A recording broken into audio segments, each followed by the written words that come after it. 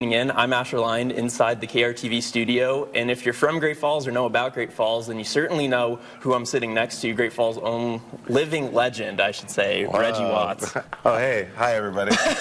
nice to meet you. Well, re-meet you. Re-meet you, yeah. Re-meet you, yeah. We met at your show on Friday. It was a great show. It was a fun show. I was a little nervous, but it was awesome, man. Everybody was so nice. So yeah, that's awesome. How long has it been since you've been in Great Falls or performed in Great Falls? Performed in Great Falls has been quite a while. I want to say like at least 6 years or something like that. Great Falls native Reggie Watts made his way back to the Electric City and his old stomping grounds. Watts is currently the band leader for The Late Late Show with James Corden, but has never forgotten where he's come from. What does it kind of mean to you overall to have people like Chris and people from your past, people from your hometown come to see you perform for a sold-out crowd in Great Falls?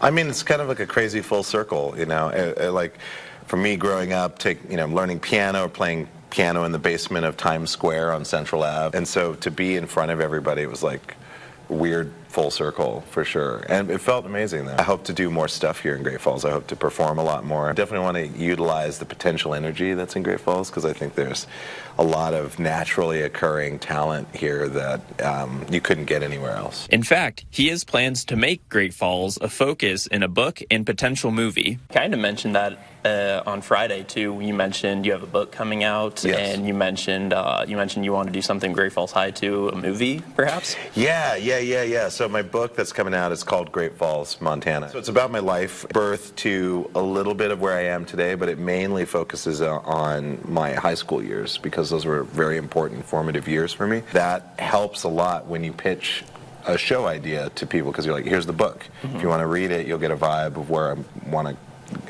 go. Then the goal is to make this show about my high school years in Great Falls, and cast people that reminded me of all my friends, and shoot it at Great Falls High, because it's a beautiful high school. They haven't changed it much interior. It's a beautiful historical high school, and always wanted to make something there and really kind of share with people in a visual storytelling way what high school was like for me in the 80s and how amazing it was. Watts anticipates the book to be released in 2023 and bring more performers with him to help showcase Great Falls. I want to kind of give back to what Great Falls gave to me. I just think it's important to recognize the things that inspire you and make you who you are.